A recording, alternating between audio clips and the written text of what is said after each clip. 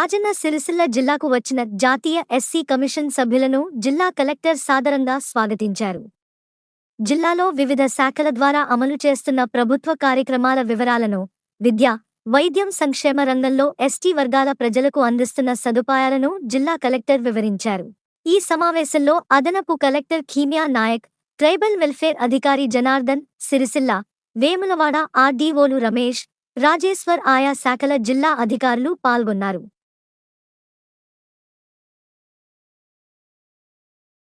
I welcome you to this place. So we are very fortunate that you have come to our district.